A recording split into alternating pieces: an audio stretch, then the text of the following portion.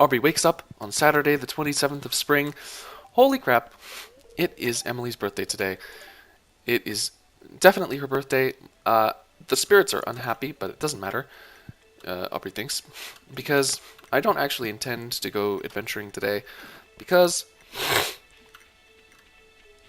instead of going adventuring, she continues, I'm going to go and give Emily a gift. And honestly, who cares what else happens today as long as I get to give Emily her amethyst. Perfect. Okay.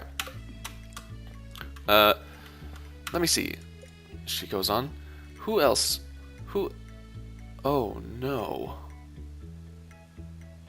Wait a second. Aubrey is filled with despair because it looks as though she will not be able to give Emily a gift because she's already given her two things. That sucks. She's gonna try anyway. She will try, but she's not gonna be she's not gonna put a lot of stock in that working. Okay. Who else? Who else needs a gift? Abigail? Let's get,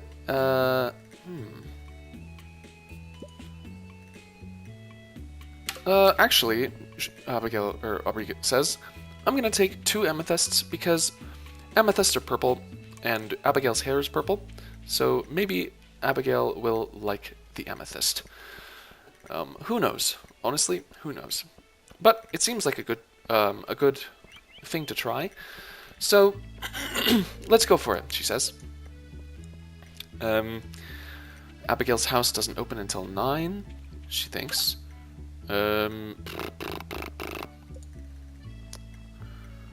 Maru, yep, Maru is gonna be awake today, and she is able to receive gifts. Perfect. Let's just occupy ourselves. Aubrey begins by going and searching out any foraging things that are on the ground today.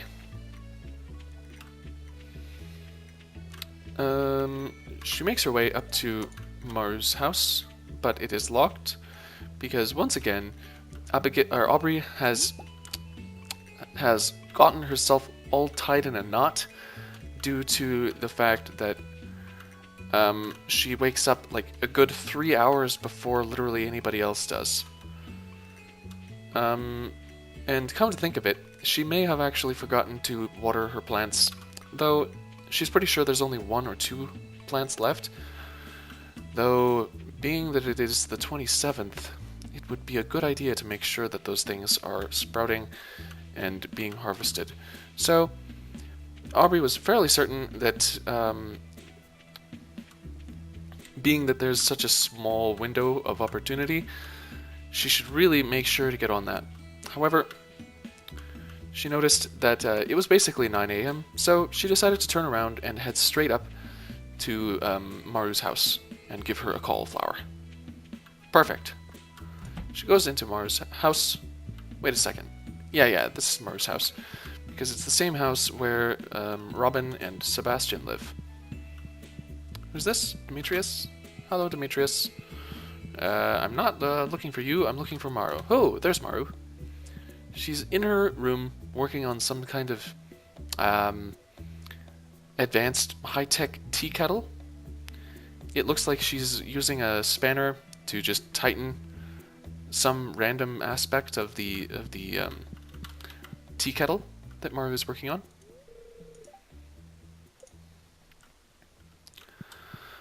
Oh, here she comes.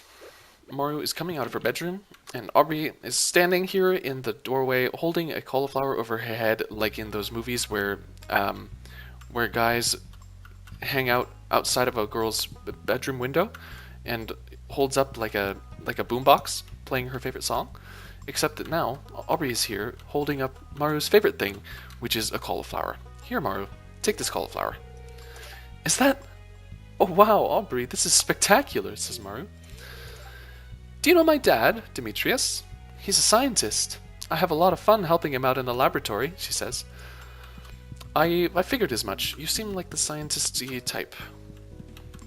Aubrey replies, as she heads out of the front door, having completed her task, having given Maru a cauliflower, and she heads out in the direction of either Emily or Abigail.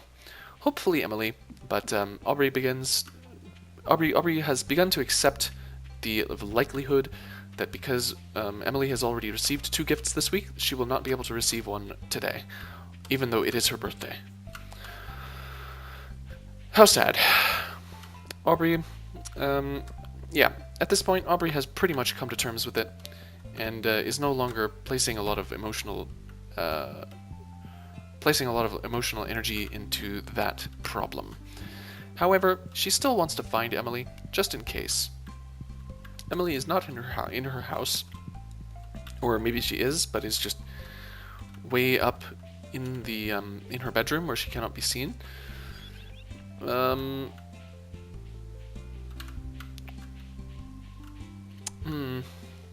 So Aubrey turns around and starts to head up to Pierre's, because it is possible. Ah yes, that Abigail is here, and she is. Hello, Abigail. The fresh mountain air is nice on a day like this, she says. I wonder if the frogs will make an appearance soon, she says. You know what, Abigail? It doesn't matter if the frogs make an appearance, because your hair is purple, and so is this amethyst, and that is why I'm putting it into your hands right now. Aubrey walks up right behind Abigail, who is distractedly looking at some items on the wall here, in her own father's store for some reason, and Aubrey just reaches over and places the amethyst delicately in Abigail's hand. I seriously love this. You're the best, Aubrey, she says. Aw, you're welcome, replies Aubrey. And she moves off in the direction where she expects Emily to be. She attempts to try Emily's house once again. She goes in and finds Emily staring at a book wall. I like making my own clothes, but it's not easy to get cloth, she says. Can I give this to you on your birthday? Oh, hell yes, I can.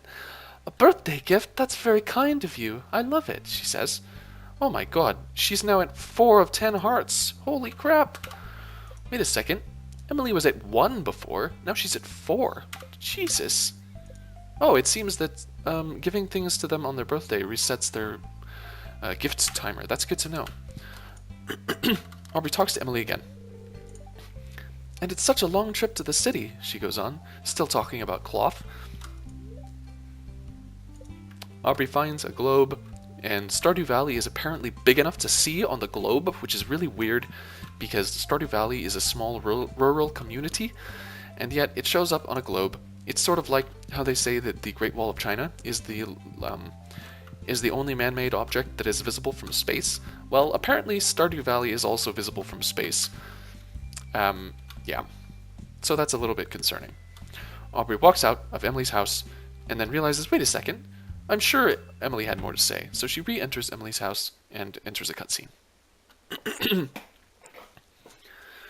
In this cutscene, Emily is fast asleep in bed. Her room appears to be decorated with images of starry nights in a desert. Holy shit, it looks like she's dreaming or something. She's meditating on a strangely decorated platform. There are trees where it looks like there are bird heads stacked on top of each other. And she's meditating. Aubrey pops out of nothing. She just pops into existence inside of Emily's dream. Why are you here? Says Emily. She comes closer. Rainbows streak by, as if left behind by nyan cats.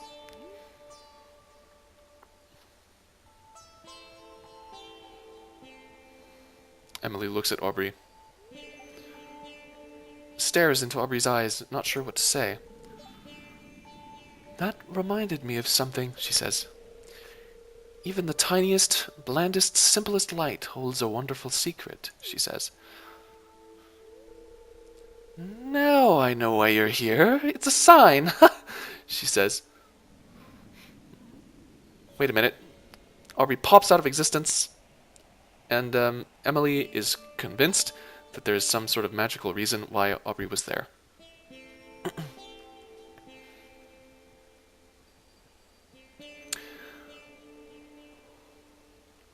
Emily wakes up in her bed and stumbles out of bed. Aubrey? There's something special about Aubrey, she says. Our destinies will intersect, she goes on. Holy crap, I knew you were magically inclined. Emily, don't even deny it any longer, Emily. You were the one who was pinging me. It was you. Whoa, what? Where are you? Aubrey goes into Emily's room to find absolutely nothing.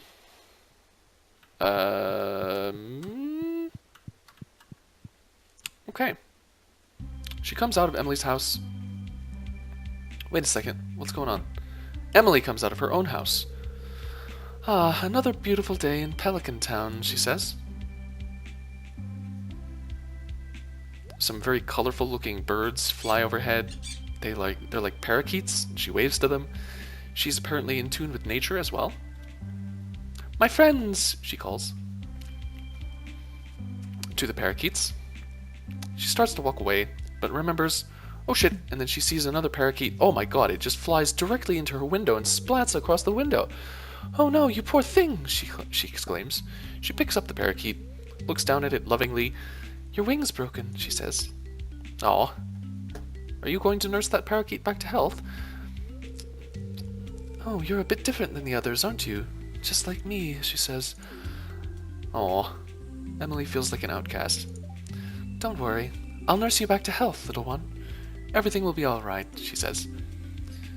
With all of the care and gentleness of a mother caring for her child. Emily took the injured parrot into her home and bandaged the wing. He's all set up in her room, but as a token of respect, she didn't give the bird a name. Oh. Wait a second! Aubrey comes out of Emily's house, realizing what had just happened, and goes into Emily's room and hopes to catch a glimpse of this strange, unnamed parakeet. Hello, parakeet. To you as well. You. Oh yes, Aubrey remembers her vow to be kind to all birds. However, she does remember that that promise was only made to birds that want to live on her own property, but she sees no harm in extending that same vow to all birds, whether they are part of her property or not.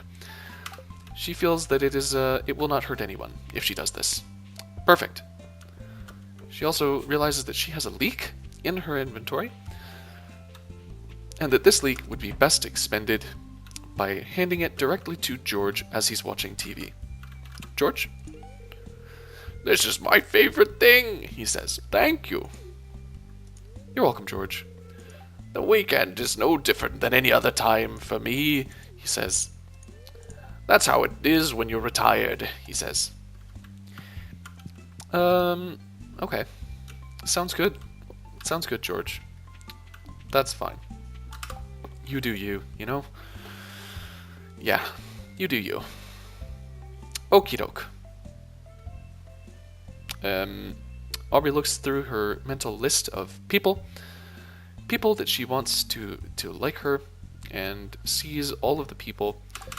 And she goes and looks at the list of birthdays, but it tells her no useful information.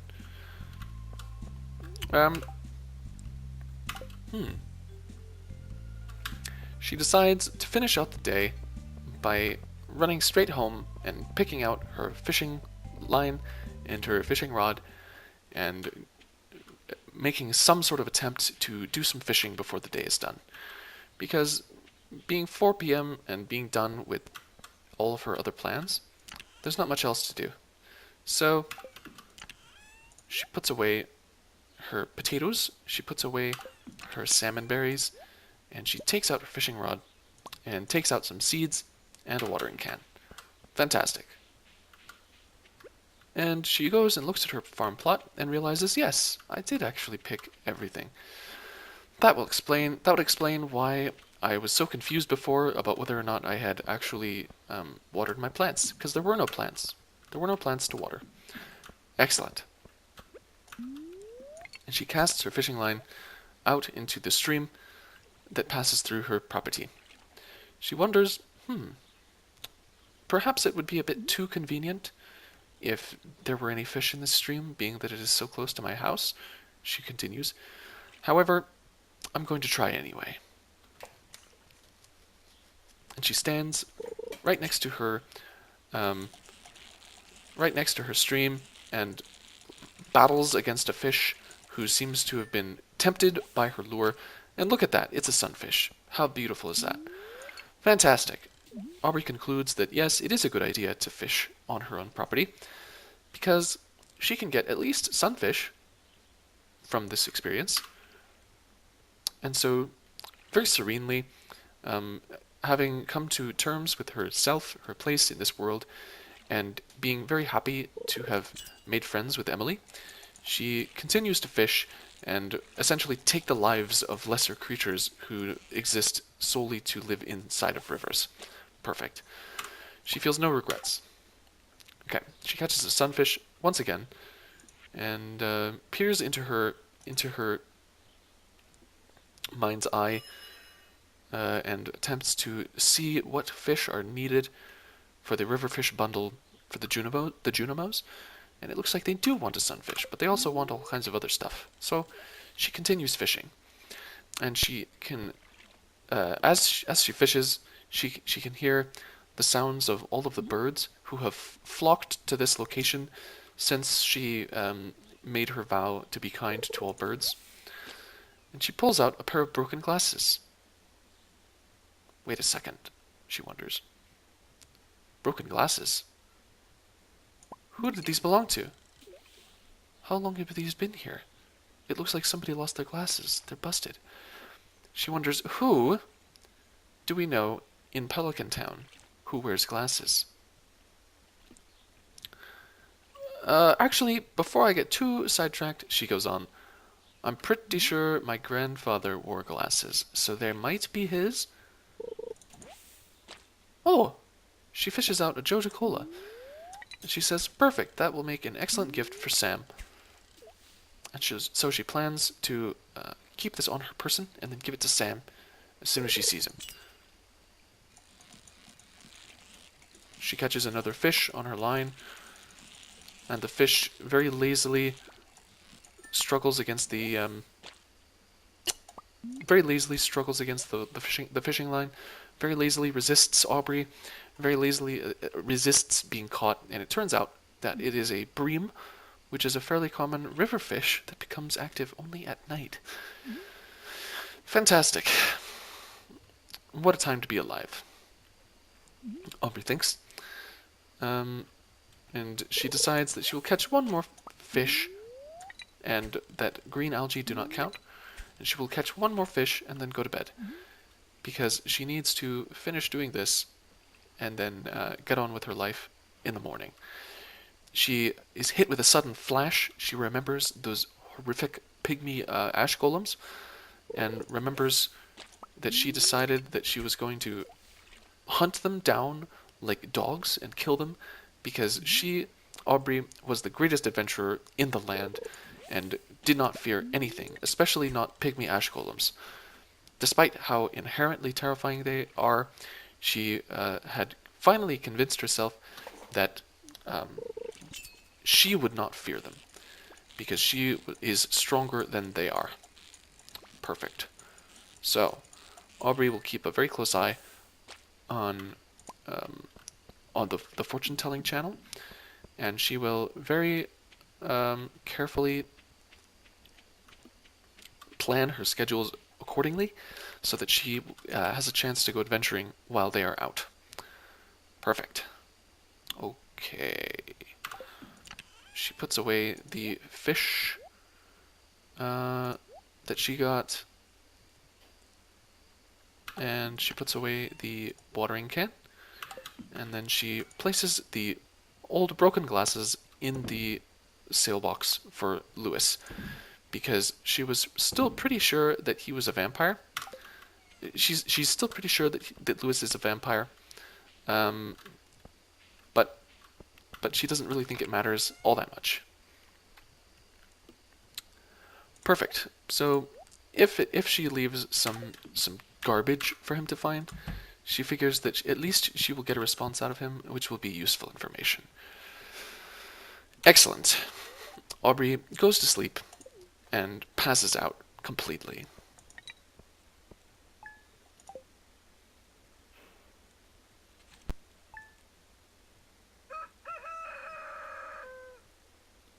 She wakes up and heads straight for the TV and attempts to figure out, yes, the spirits are in good humor. Excellent. She then watches the Queen of Sauce and learns how to make an omelet, whatever the fuck that is.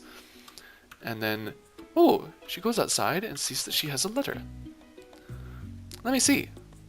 Emily has sent me a letter, says Aubrey. Aubrey, flip this letter over for instructions on how to make a super healthy meal. You'll feel energized. See you soon, says Emily. And enclosed in this letter were the instructions on how to make an omelet. And it was beautiful, and Aubrey was grateful to have Emily as a friend, because Emily was an excellent person and an excellent confidant, an excellent partner in crime, generally speaking. Aubrey then attempted to find the torch. Did she put down the torch? She wondered. Apparently she did. Yeah, okay. Aubrey heads out in the direction of the mines, completely determined to go adventuring and conquer the entire community of pygmy ash golems. She suspects that maybe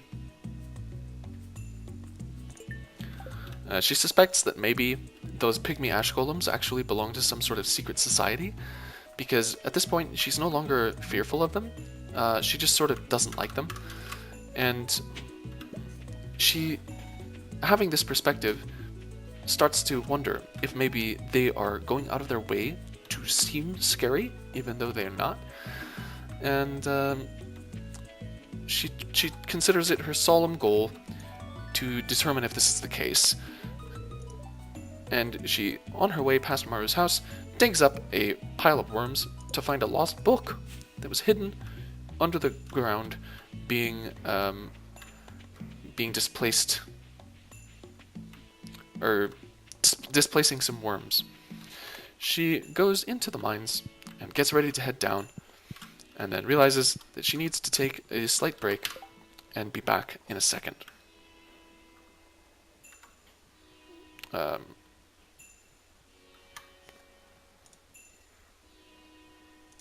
Yeah.